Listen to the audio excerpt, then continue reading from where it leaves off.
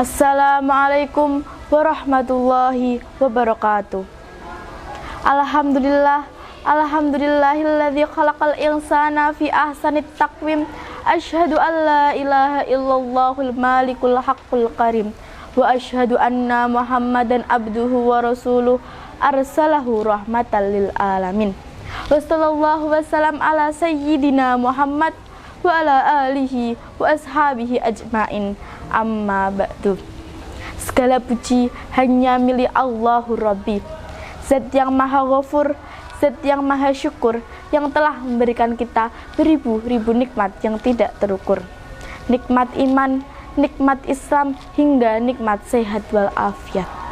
Salawat berarangkai salam semoga tetap tercurahkan kepada Nabi akhir zaman, seorang Nabi yang lahirnya dapat membuat goncang dunia, membuat heboh para malaikat Allah Subhanahu wa ta'ala, yang kalau bukan karenanya tidak akan Allah menciptakan alam semesta ini.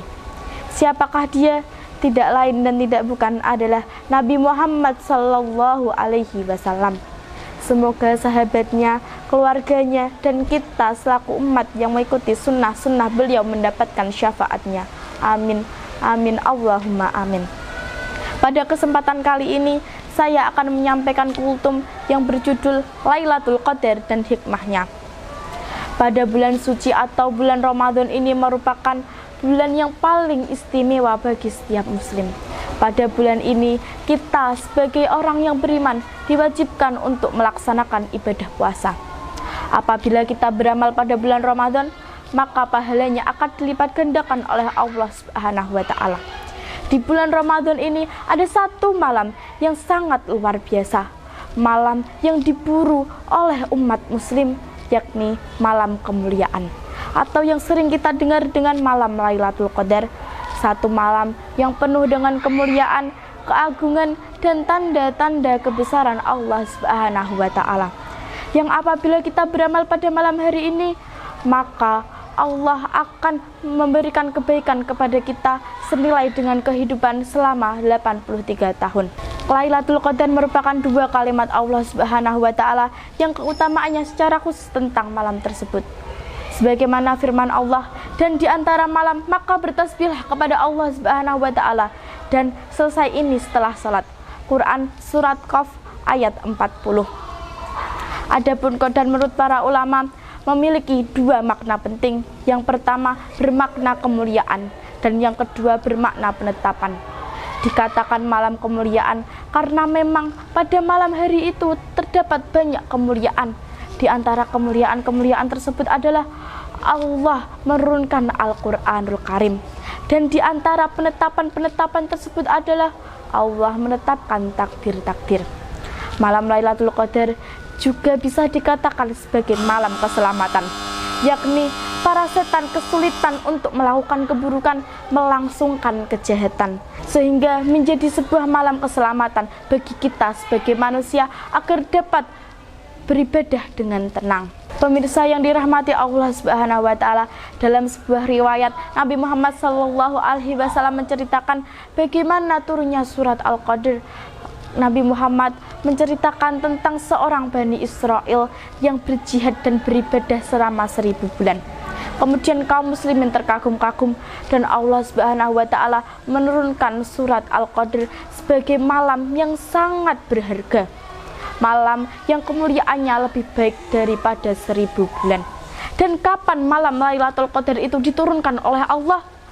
Kemudian Nabi Muhammad SAW menjawab bahwa malam Lailatul Qadar itu ada pada bulan Ramadan, yakni lebih tepatnya pada 10 hari terakhir bulan Ramadan. Sebagaimana dalam sebuah hadis, taharraw Lailatul Qadri fi wisri minal ashri awakhiri min Ramadan, yang artinya, dan carilah Lailatul Qadar pada malam-malam ganjil, yakni pada 10 hari terakhir bulan Ramadan. Para pemirsa yang dirahmati Allah Subhanahu wa ta'ala, Lailatul Qadar merupakan malam yang berpindah-pindah, bukan malam yang menetap. Bisa jadi malam tahun ini tanggal 25, bisa jadi malam tahun depannya lagi tanggal 27, dan bisa jadi malam tahun depannya lagi tanggal 29. Begitulah penjelasan menurut para ulama. Wallahu a'lam. Lailatul Qadar juga memiliki beberapa hikmah. Antara lain yang pertama, Lailatul malam penuh berkah.